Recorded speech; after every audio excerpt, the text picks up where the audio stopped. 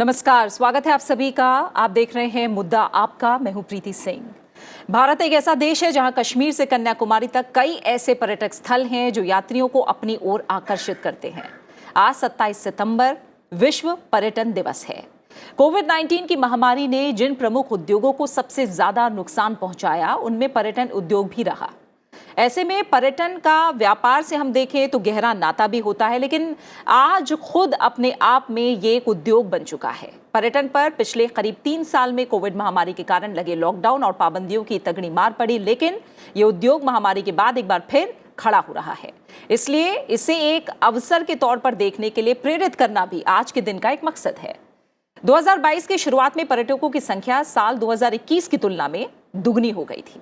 मई 2022 में ही संयुक्त राष्ट्र आम सभा में पर्यटन पर एक विशेष बहस हुई थी, जिसमें पर्यटन के ऐतिहासिक पहलुओं पर खासा जोर दिया गया था। अब दुनिया के सभी सरकारें और अंतर्राष्ट्रीय संगठनों में पर्यटन एक बड़ा एजेंडा बन चुका है।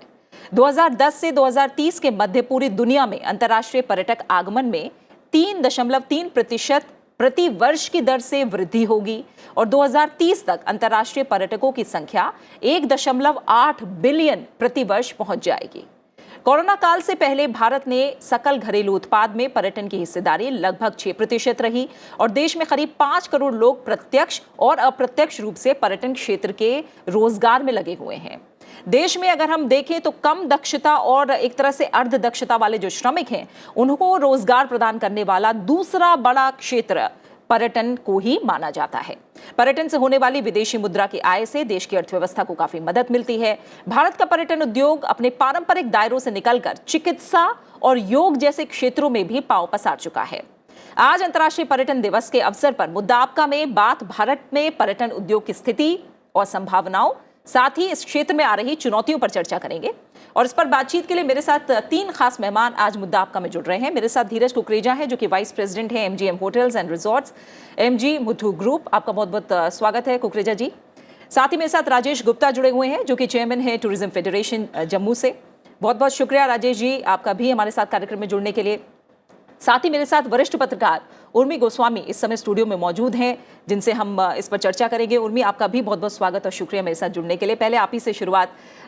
विश्व पर्यटन दिवस मनाने की शुरुआत 1980 से हुई और 27 सितंबर का दिन चुना गया, क्योंकि हम जानते हैं 1970 में इस दिन संयुक्त राष्ट्र विश्व पर्यटन संगठन यानी UNWTO को मान्यता दी गई। और दिलचस्प पहलू ये है कि भारत में जब हम राष्ट्रीय पर्यटन दिवस की बात करते हैं तो 1948 में ही इसकी शुरुआत हो गई थी। यानी देश आजाद होने के बाद भारत में पर्यटन को बढ़ावा देने के लिए पर्यटन यातायात समिति का गठन किया गया था। ये एक पहलू है, तो हमने 1948 से ही मनाना शुरू कर दिया था।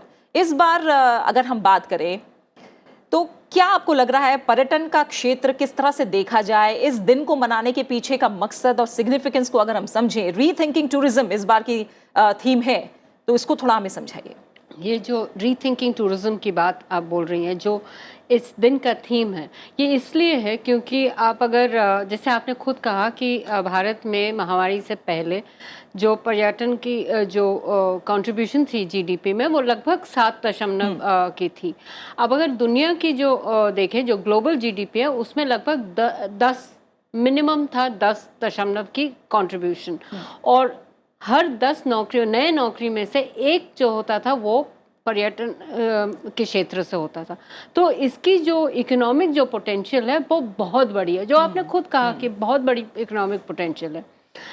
अब महामारी के 3 साल के बाद ये सच है कि ये क्षेत्र को सबसे ज़्यादा चोट लगी थी, पर दुनिया की जो इकोनॉमिक स्थिति है उसको रीबिल्ड करने के लिए पर्यटन एक बहुत बड़ा हिस्सा होगा।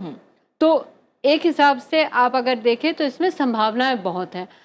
जैसे आंकड़े खुद बोलते हैं कि इंडिया में स्कोप और ज़्यादा है। एक दूसरी चीज़ इसलिए है कि हमारे देश में ऐतिहासिक क्षेत्र भी हैं, नेचुरल रिजर्व्स भी हैं, और जैसे आपने कहा मेडिकल टूरिज्म, योग, जो नए नए क्षेत्र हैं उसको भी हम जुड़ रहे हैं पर्यटन से। तो दिक्कत क्या है? तो इस साल हमें ये सोचना है कि हमारे देश में इसको बढ़ावा देने के लिए हम क्या कर सकते हैं, और सिर्फ विदेशी पर्यटक नहीं, हमारे देश में भी पर्यटन की जो स्रोत है उसको कैसे बढ़ाएं। और आप देखेंगे कि हमारे देश में चुनौतियां बहुत हैं। एक, पहला, आप जाएंगे तो हर स्तर के लिए जो उचित जो होटल, रहने की जगह, खाने पीने की जगह, एक होता है जो बहुत सस्ते की होती है जिसमें बहुत लोग जा नहीं सकते, उसमें साफ सुथरी नहीं होती। कभी होता है कि पैसा लेते हैं पर साफ सुथरी नहीं होती, जो आप बुक करते हैं वो आपको मिलता नहीं है। और दूसरा है कि जो 5 स्टार के रेंज में होता है, जो आम आदमी के लिए बहुत, उनके आय से बहुत ज़्यादा है। तो आप पर्यटन अगर बनाएंगे, पर्यटक को बढ़ावा देना चाहेंगे तो हर स्तर के लिए कोई ऑप्शन होना चाहिए।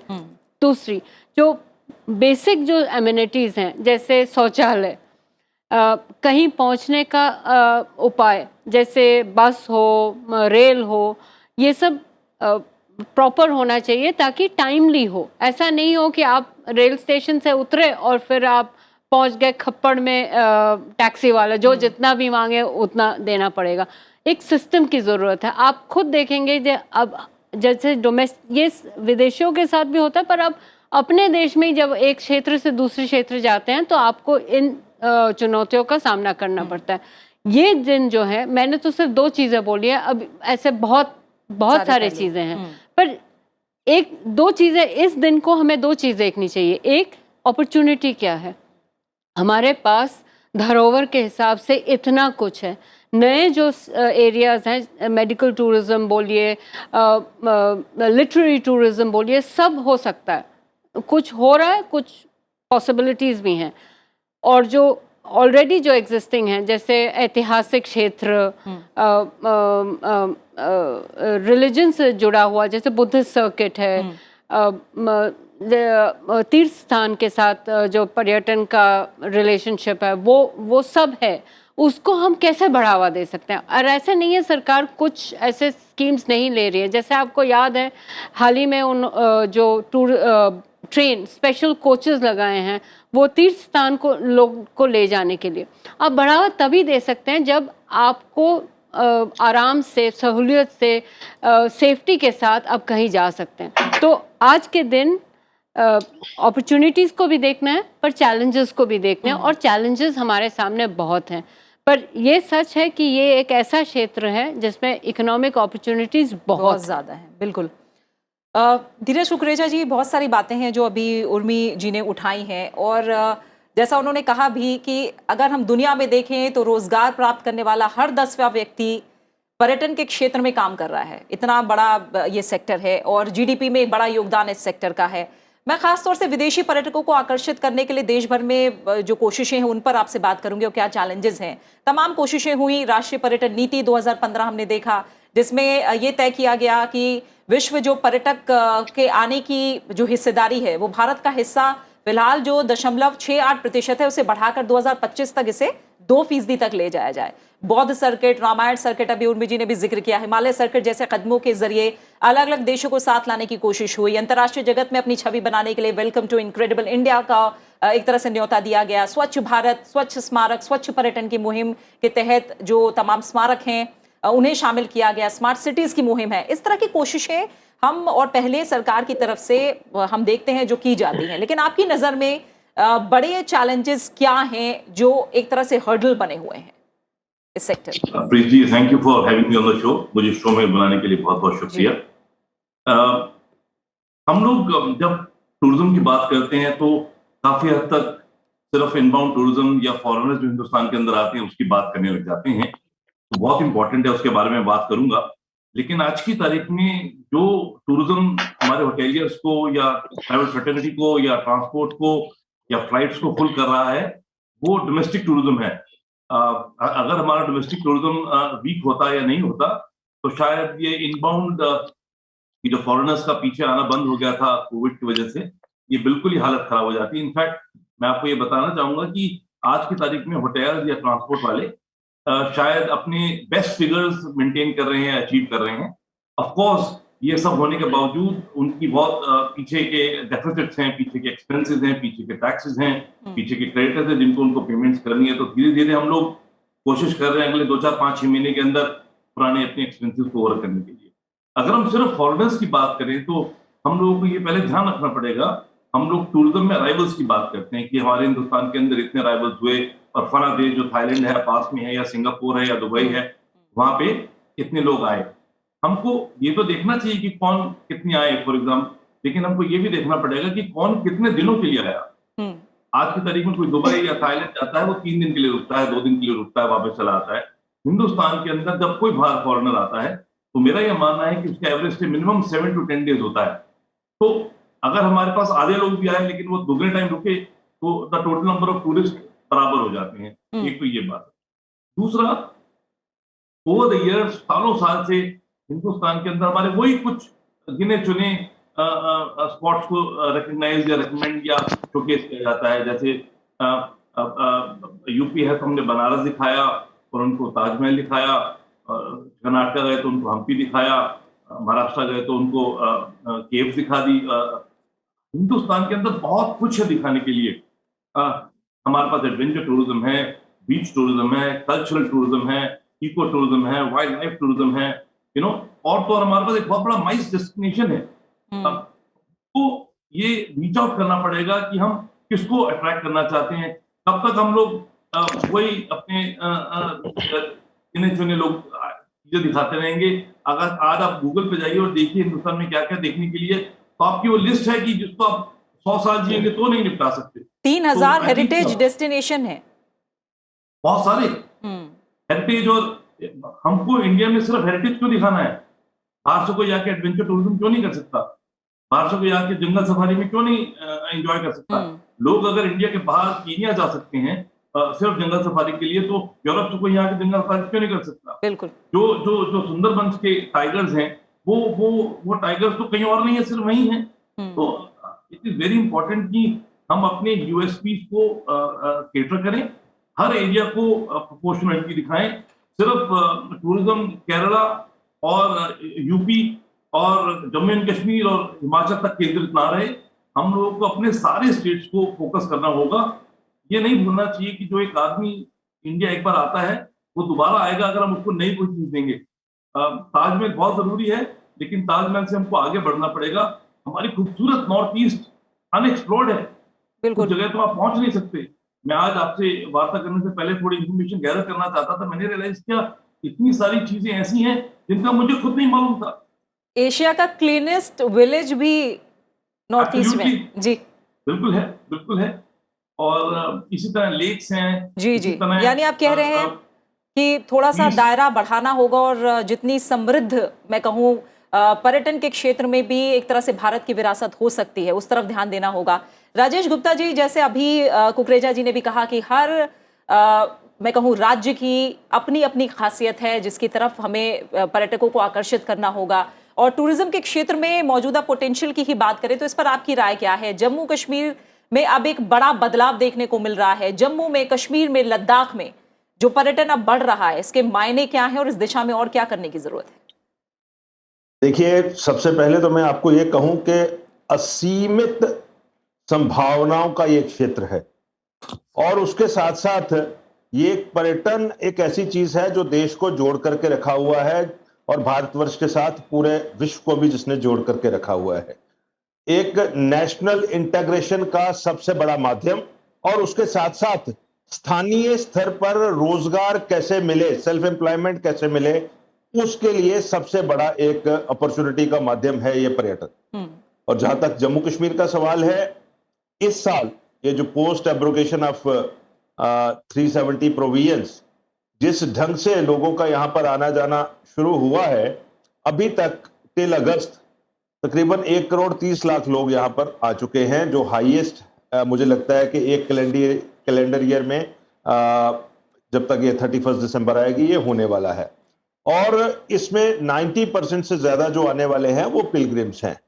तो मेरा ऐसे मानना है कि पैन इंडिया, जिस तरह से हमारी सांस्कृतिक विरासत है, जिस तरह से हमारी धार्मिक विरासत है, जिस तरह से हमारी हेरिटेज है, तो सबसे ज्यादा पर्यटन भारतवर्ष में जो है वो पिलग्रिमेज टूरिज्म है।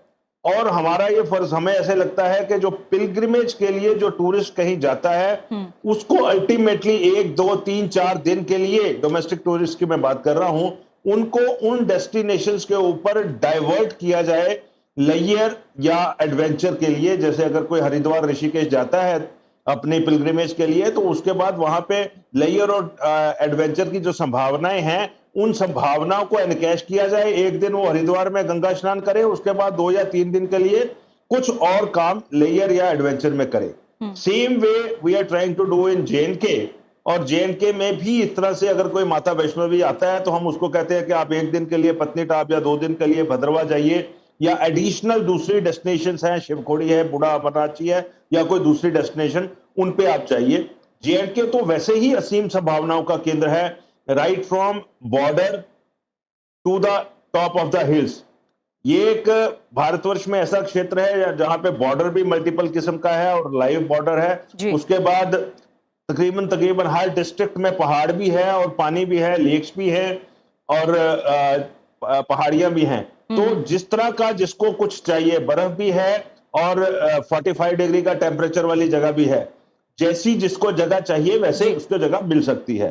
और सबसे इंपॉर्टेंट बात जो मैं आपको कहना चाहता हूं वो ये है कि आज की डेट में, आज जैसा समय आ गया है, इंफॉर्मेशन का फ्लो जिस तरह का है, उसमें ये जो फैसिलिटीज का डेवलप होना जो है वो पब्लिक के फुटफॉल के साथ साथ कोरिलेट करता है। जो जो लोगों का आना बढ़ता है तो फैसिलिटीज जो है वो अपने आप में अपग्रेड होती जाती हैं, और वहां पर जो सर्विस प्रोवाइडर्स हैं वो भी अपने आप को अपग्रेड करते हैं। और हर किस्म का टूरिस्ट है। टूरिस्ट केवल हम उसको नहीं कह सकते कि जो जिसने आकर के 5 स्टार में बुकिंग करवानी है या एयरपोर्ट पे आके सिर्फ टैक्सी ही लेनी है। वो तो एक कन्फाइंड है कि अगर एयरपोर्ट से किसी ने टैक्सी ली, 5 स्टार होटल में ठहरा, और वो तो घर में भी 5 स्टार में ठहर रहा था, उसके बाद वहीं पे डिनर किया और अगले दिन फ्लाइट में बैठ के वापस चला गया, वो हमारे साथ कल्चरली मिक्स नहीं हुआ। वो बाजार में आकर के उसने कुछ देखा नहीं। तो असल में जब वो हसल बसल में जाता है, जब वो आपस में कल्चरल मिक्स होता है, तब उसको हम कहें कि वो पर्यटन का असली मकसद जो है अचीव होता है। लोकल जो आर्ट है, लोकल जो क्राफ्ट है, उसके साथ वो अपने आप को जेल करता है, मर्ज करता है, कोई फ्यूजन क्रिएट होता है। चेन्नई का कल्चर हमारा कल्चर, चेन्नई की का खाना हमारा खाना, उसके बाद उन दोनों की यानी आप कह रहे हैं ये कनेक्ट भी जरूरी है। जी, ये कनेक्ट बहुत जरूरी। और उसके साथ साथ मैं आपको बताऊं कि ये जो मैं कह रहा हूं आपको कि right up to 5 star 7 star properties, वहां से अगर शुरू करें down the line home stage, हर एक 200-300 रुपए में होम स्टे मिलता है किसी गांव में। लोग आजकल रूरल टूरिज्म की तरफ जाना चाहते हैं। लोग आजकल थोड़ी सी तकलीफ भी लेना चाहते हैं कि जहां सड़क नहीं है मैं वहां पहुंचूं। I must explore. बैकपैकर्स का टाइम आ गया है। जो गोरे पहले आते थे हमारे पास बैकपैकर्स, अब ये लोकल लोग मोटरसाइकिल्स लेकर के बैकपैकर बन के वो deep inside the territories they want to go. तो मेरा ऐसा मानना है कि ये पर्यटन की असीमित और असीम संभावनाएं है, लेकिन उनका प्रयोग जो है वो सीमित हो रहा है, वो लिमिटेड हो रहा है। बिल्कुल, उसको हम बॉटम टू टॉप। जी उर्मी जी, अगर मैं एक रिपोर्ट को देखूं जो कि वर्ल्ड इकोनॉमिक फोरम की travel and tourism competitiveness index report 2019 है, इसमें 140 देशों ने हिस्सा लिया और इसमें भारत का जो स्थान रहा वो 34वां रहा। लेकिन इसमें जो दिलचस्प बात है वो ये कहती है कि अभी 34वां स्थान मैं आपको 2019 में बता रही हूँ, 2017 में 40वां था। इसमें यह बताया जा रहा है कि बेहतर वातावरण की अगर बात की जाए तो हम 33वीं रैंक में रहे। ग्राउंड और पोर्ट इंफ्रास्ट्रक्चर में 28वां स्थान मिला। प्राकृतिक सुंदरता में 14वां स्थान मिला। सांस्कृतिक संसाधन वाले सेगमेंट में बात करें तो 8वां स्थान। लेकिन उसके बाद भी जब हम ओवरऑल मैं कहूँ ग्लोबल एक्सेप्टेंस पे आते हैं, अंतर्राष्ट्रीय स्वीकार्यता में आते हैं, तो हम 51वें नंबर पर खिसक जाते हैं। तो क्या ये वही वजह है जिसकी आप लोग बात कर रहे हैं कि जो इंफ्रास्ट्रक्चर है, बेसिक एम्यूनिटीज हैं, और अभी जैसा उन्होंने बोला है कि फुटफॉल बढ़ेगा तो फैसिलिटीज बढ़ेंगी, राजेश जी ने कहा जी, तो क्या वजह है? एक जो आपने सही बोला, क्यों हमारी रैंकिंग नीचे हो जाती है जब ओवरऑल देखते हैं, क्योंकि आपके पास वो स्थान है जहाँ लोग पर्यटक आएंगे, पर उस स्थान में जो व्यवस्था है वो नहीं है।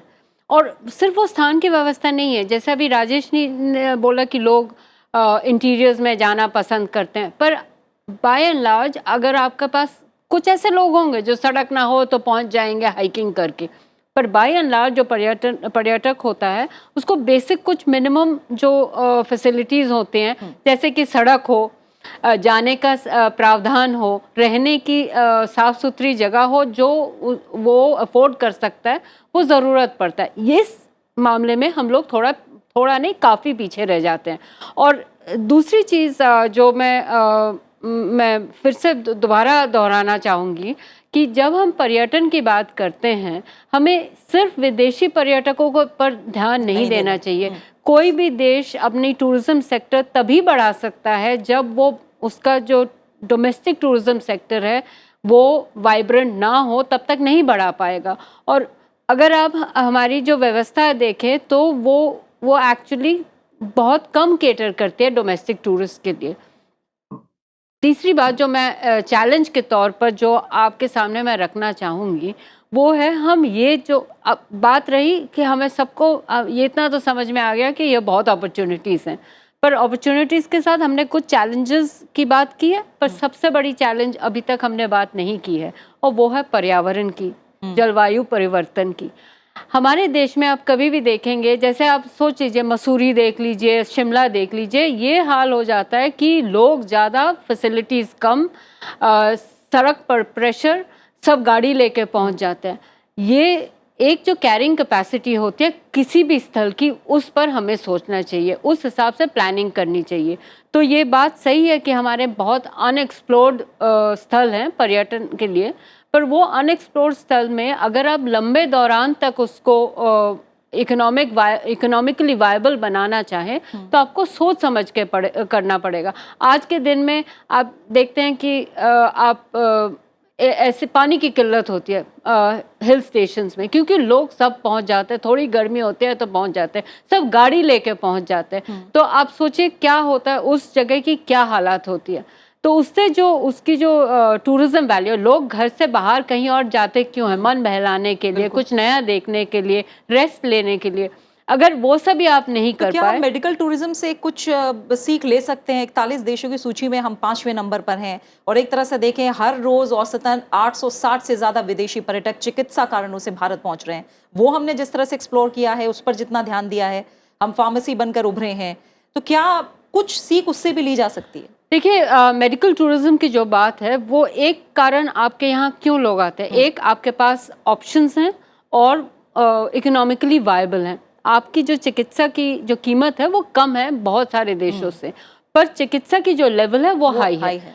अब वो सीख आप ले सकते हैं कि हाँ, अच्छी आपको छुट्टी मनानी है, आपको अच्छी छुट्टी मना सकेंगे कम दाम पर, वो सीख आप ले सकते हैं। पर जो मेडिकल टूरिज्म और जो आम तौर की टूरिज्म है उसमें ये डिफरेंस होती है। आप क्योंकि जो मेडिकल टूरिज्म की जो दायरा है उसमें जो इकोनॉमिक बेनिफिट्स हैं वो एक्स किस्म के होते हैं, जैसे अस्पताल होता है वो अस्पताल को केंद्र करके होता है, और जो रेगुलर जो टूरिज्म है उसमें बहुत सारे डिफरेंट एलिमेंट्स हैं, जैसे ट्रांसपोर्ट का है, होटल का है, रेस्टोरेंट का है, शॉपिंग की है, सुवेनियरिंग की है, गाइड्स की हैं। ये जो सारे जो फीचर्स हैं, लोग क्या देखते हैं कि अच्छा ये एक स्थल खुल गया है, लोग आएंगे, पर्यटक आएंगे, ये अपॉर्चुनिटी है, पर उसको कैसे रेगुलेट करके ऐसे आप एक इंडस्ट्री बना सकते हैं ताकि आज भी रहे और कल भी रहे। ऐसे दुनिया में बहुत सारे जगह हैं, आप ऐतिहासिक स्थल ले लीजिए, जैसे पेरू में माचू पिचू, उसमें दिन का कोटा रहता है कि कितने लोग आ सकते हैं, क्योंकि उस जगह की कैरिंग कैपेसिटी उतनी है। उससे ज़्यादा करेंगे तो आपकी जो धरोहर है वो नष्ट हो जाएगी। हम इस चीज़ का नहीं सोचते हैं। अब आज हमारे देश में कोई भी प्रेवलेंट टूरिज्म स्पॉट में जाए तो अब ओवर टूरिज्म देखेंगे। ठीक है उर्मी जी, बहुत छोटा धीरज जी आपसे और राजेश जी से कमेंट, आप लोगों ने पोटेंशियल पे ज़रूर बात की है, लेकिन मैं अगर कहूँ कि ये मांग भी उठती रही, वन नेशन वन टूरिज्म जैसी मांगे उठती रही, हर बार बजट में भी आप लोग जो है वो उम्मीदें अलग तरह से करते रहे, पॉलिसी लेवल पे कुछ चेंजेस की अगर आप लोग बात कहना चाहें, बहुत छोटे से चैलेंजेस को लेकर आप लोग के कमेंट। धीरज जी पहले आप। तो आज जो हम लोग चैलेंजेस फेस कर रहे हैं जिसकी वजह से हॉस्पिटैलिटी को लगता है कि आगे ग्रोथ में दिक्कत होगी, एक तो है कि फ्लाइट्स के फेयर्स बहुत ज्यादा हो गए हैं, उसकी वजह से लोग बहुत डिस्करेज होते हैं ट्रैवल करने के लिए। एक ये बहुत बड़ा कारण है कि लोग रोड जर्नीज लेते हैं, 2-3-4 घंटे की डेस्टिनेशन जो आसपास होते हैं वहां जाने की कोशिश करते हैं। दूसरा, पूरे वर्ल्ड में इन्फ्लेशन इस वक्त बहुत ज्यादा है। बहुत सारी कंट्रीज यूरोप की इस वक्त इन्फ्लेशन और एनर्जी क्राइसिस फेस कर रही हैं, जिसकी वजह से मुझे लगता है कि जो कमिंग विंटर में इनबाउंड टूरिज्म है वो बहुत ज्यादा इफेक्ट होने वाला है। कोविड के टाइम में देखिए हमारी जो ट्रांसपोर्ट, हमारे जो टूरिज्म के लिए 3-4 चीजें जरूरी होती हैं। एक फ्लाइट होता है, एक ट्रांसपोर्ट होता है, एक होटल होता है। हमारी सारे ट्रैवल एजेंट्स ने कार्ड अपनी सेल ऑफ कर दी थी, बिकॉज उस टाइम ईएमआईज भरनी थी। अब जब दोबारा उनको कार्स खरीदनी है तो नई नॉर्म्स आ गई हैं, BS6 आ गया, BS7 आ गया है। वो कार्स बहुत एक्सपेंसिव हैं, उनको दोबारा लेना पड़ रहा है। जी। और अभी मालूम नहीं आगे वो बिजनेस आएगा कि नहीं आएगा। एक बहुत बड़ा चैलेंज जो हॉस्पिटैलिटी इंडस्ट्री फेस करी है कि बहुत सारा स्टाफ, क्योंकि 2-2.5 साल स्टाफ, ट्रैवल एजेंट्स, ड्राइवर्स, तो 2-2.5 साल उन लोगों को बहुत तकलीफ रही, वो दूसरी इंडस्ट्री में मूव कर गए हैं, जिसकी वजह से आज हम लोगों को चैलेंजेस फेस कर रहे हैं। बिल्कुल। आई थिंक एयरलाइन को या कार को लग्जरी ना समझ के, कार पे 28% टैक्सेस है, फिर फ्यूल के ऊपर 100% आप जानते हैं कितना टैक्स है, फिर टोल है, तो इतना ज्यादा एक्सपेंसिव हो जाता है किसी को ट्रैवल करना। इन चीजों पर अगर इसको लग्जरी ना माना जाए, इसको एक नेसेसिटी माना जाए और उसके अकॉर्डिंगली टैक्सेस लेवी किए जाए। बिल्कुल। और राजेश जी, जब आप लोगों ने संभावनाओं की बात की है तो एक बड़ी बात आती है, हर तरफ हम स्किलिंग को लेकर ज्यादा ध्यान दे रहे हैं, लेकिन जब टूरिज्म और हॉस्पिटैलिटी की बात आती है तो जाहिर तौर पर जो स्किल्ड मैं कहूँ वर्कफोर्स हमें चाहिए, आपको लगता है उसके लेवल में भी सुधार की जरूरत है? बिल्कुल जरूरत है, क्योंकि जितना जितना अपॉर्चुनिटी बढ़ती है, जितना जितना डिमांड बढ़ती है, उसी प्रोपोर्शन में स्किल्ड मैन पावर की जरूरत बढ़ती है। और अभी इन दिनों में हम देख रहे हैं कि इंस्टीट्यूट ऑफ होटल मैनेजमेंट और गवर्नमेंट ऑफ इंडिया की जो स्किल डेवलपमेंट की स्कीम्स हैं, state level skill development councils for tourism बनी है तकरीबन हर स्टेट और यूनियन टेरिटरी में। उनके थ्रू फ्री ऑफ कॉस्ट ये स्किल डेवलपमेंट प्रोग्राम्स ये सबॉर्डिनेट स्टाफ के लिए शुरू किए गए हैं और इस पे बड़ा सारा जोर दिया जा रहा है। अभी JNK गवर्नमेंट ने एक MOU साइन किया है एक बड़ी कंपनी के साथ होम स्टेज के लिए लोगों को ट्रेन करना। इसी तरह से हमारा tourism department, Jammu Kashmir tourism development corporation, वो अलग फील्ड में ट्रेन कर रही है, यूनिवर्सिटीज अलग ट्रेन कर रही हैं और तकरीबन सारा जो ट्रेनिंग है वो फ्री ऑफ कॉस्ट हो रही है। असल जो बात है, जो कंसर्न उर्मी जी ने जाहिर किया है, that is of carrying capacity. तो मैं बताना चाहता हूं कि मुझे लगता है कि गवर्नमेंट्स इस दिशा में सोच रही हैं और साथ साथ में काम हो रहा है। एक एग्जांपल मैं आपको देता हूं, जैसे अमरनाथ जी की पिलग्रिमेज, उसकी कैरिंग कैपेसिटी जो है उसको डिसाइड किया गया, उसके मुताबिक ही पर डे पिलग्रिम्स अलाउ किए जाते हैं उस पर्टिकुलर एरिया में। अब हुआ क्या है, अब हुआ क्या है कि ये नो डाउट हमने वो कोविड का दर्द झेला है सबने, साइमल्टेनियसली एक हमारी हैबिट में स्पेंडिंग और डिस्पोजेबल इनकम भी हमारे लोगों की बढ़ी है, जिसकी वजह से वीकेंड डेस्टिनेशंस जो हैं उन पे बहुत बड़ा एक फ्लो जाता है वीकेंड्स पे और कई बार वो डिस्प्रोपोर्शनेट टू द कैपेसिटी हो जाता है।